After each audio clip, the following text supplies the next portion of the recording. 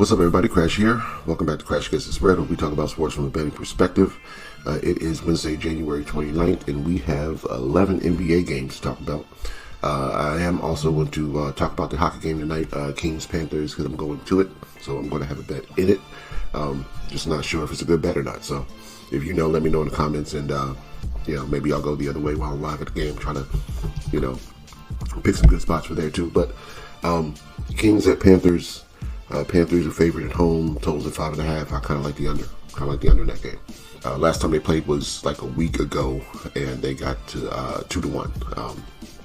So even at 3-2, I could still be good there. Not sure if the Panthers' revenge angle is good. Kings are 7-3 head-to-head last two matchups. And hockey's not my sport. It's a handicap, but awesome to watch. So I'm gonna go watch some live hockey tonight. As far as basketball goes, yesterday I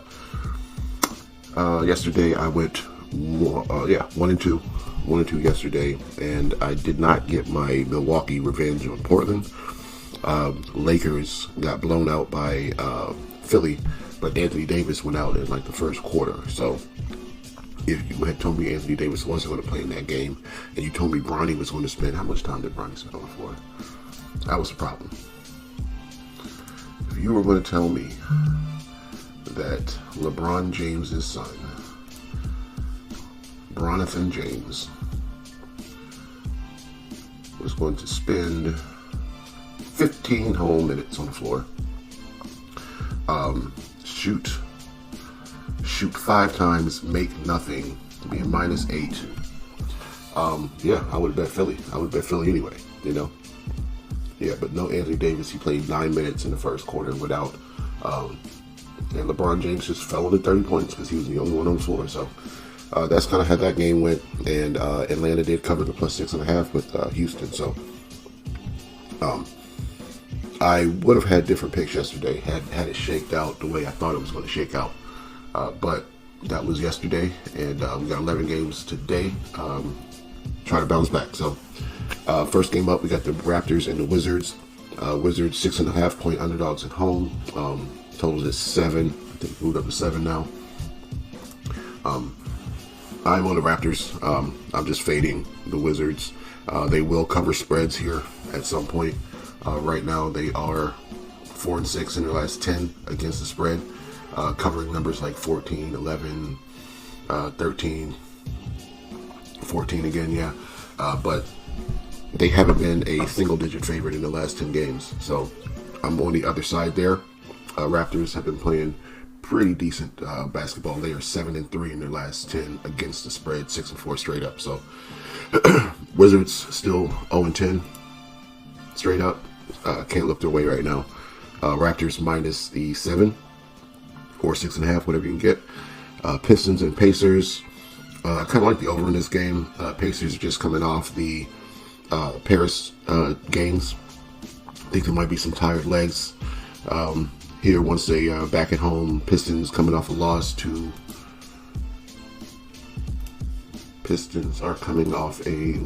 Cleveland, where I thought they might be able to keep it close as 10-point underdogs, and they were not. So I think this is going to be a bounce back situation for them. So maybe they at least try to keep it close and cover the 7. So, but I like the over. I like the over in that game more than the side. So over 229 is what I have. Nets and Hornets. Hornets are missing LaMelo Ball. Brandon Miller is out for the season, I believe. Pretty sure that's what the case was. Yeah, out for the season with a wrist injury. He's going to have surgery, I believe so. And LaMelo's out. Mark Williams out. Green out. Kobe Martin out. We know what Brooklyn's injury situation have been. Russell is going to play tonight. Both the Cams are out. Ben Simmons should be back also, which I think is going to be big. They play better when he's on the floor, regardless of his offensive production. So I'm leaning on Brooklyn tonight, plus the 3. Cavs and the Heat. Staying out that game, not really sure. Cavs haven't really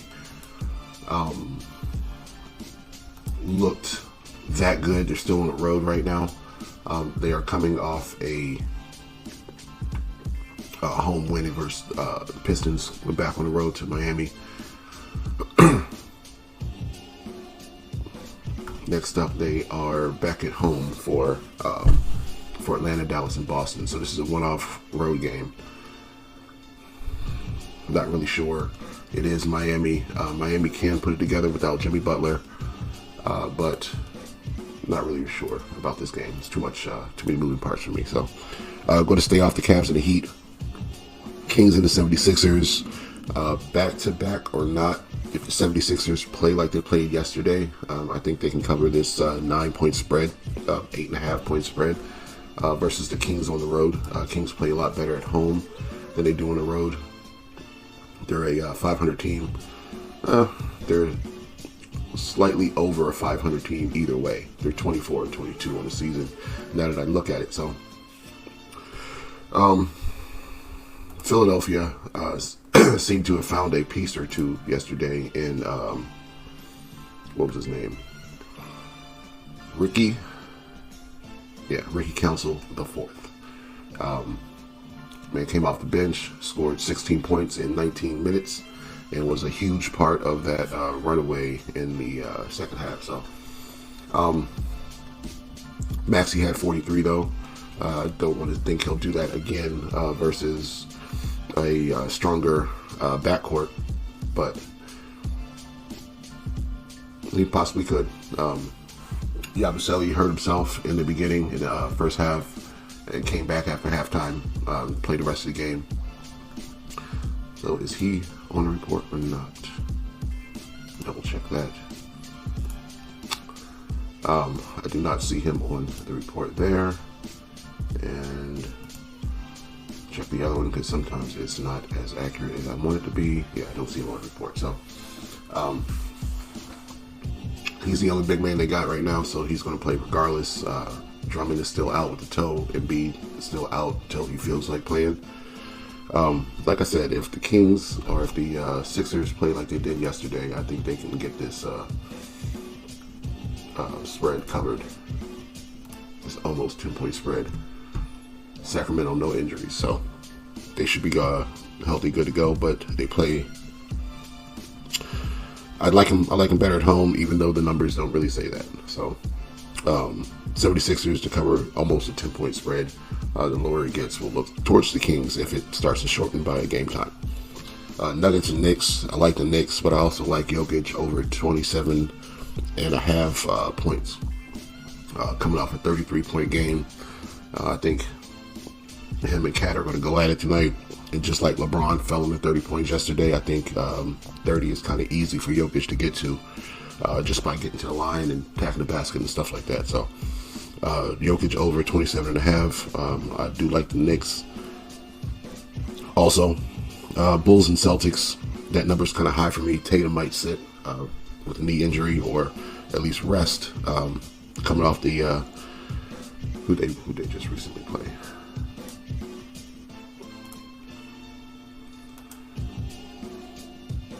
Coming off that Houston game. Yeah, they lost that Houston game at the last minute. Now they come to Chicago, or they come back home. Chicago comes in as 14.5-point favorites with Levine out. And everybody's saying it's because he's about to get traded. So, might have been his last game versus the Nuggets the other day when they beat the Nuggets. Like I said, Tatum might sit also. So, with a team without the two stars on it, we don't know what kind of scenario we're going to get. I'd rather have a whole 15 points in my pocket. So, Celtics obviously the better team, but 14.5 is a lot. So, Bulls plus 14.5. Mavs at Pelicans. I like the Mavs in this spot. Pelicans haven't looked like complete trash, but I think the Mavs are starting to get their stride without their stars, and just kind of going to plug and play once they come back. So still got Luka out, Lively is out, Kleber's out, Powell's out, Najee Marshall is now day-to-day, and Exum is day-to-day. So once all these guys start coming back, I think they're going to start to make a run again. But They've been competing in these games recently. They blew out the Wizards. They did lose to the Celtics. They beat the Oklahoma City Thunder twice in the last 10 games. They lost by 1 to the Timberwolves. They did lose to probably a slightly healthier Hornets team 5 games ago. Lost to Denver twice in a row before losing to the Pelicans on the 15th in New Orleans. So this is revenge in the same gym. And I think we're going to go the other way this time. So lean on the Mavericks to get their revenge in New Orleans. Pelicans 8-16 at home. Dallas 11-2, 11-12 on the road. Dallas better at covering spreads on the road, I think. I think we're going to lean that way. So the Mavericks minus the 1.5. Clippers and Spurs. Clippers have definitely been the better team since Kawhi has been back. Spurs are coming off the Paris games. Pretty sure those were their last couple games. Yep. So had 3 days off since then. Technically 4, but there's a long trip involved in there. So they are rested, but maybe a little slight rust. Clippers coming off a game versus the Suns where they were 1.5 point favorites when I bet them, and they lost by 2. So I needed them to win by 2. They lost by 2. It's a pretty bounce back spot for them in San Antonio against a slightly jet-lagged Spurs team. So that's where I lean Clippers. I don't have that bet. Timberwolves and Suns. Maybe lean towards an over. Suns have been putting together better offensive performances. And Timberwolves can keep up if you want to run. So let's look at the last 10 games. Timberwolves are 6-4 straight up, 4-6 against the spread. Suns are 8-2 straight up, 4-5 and 1 against the spread. Suns 15-8 at home. Minnesota 13-11 on the road.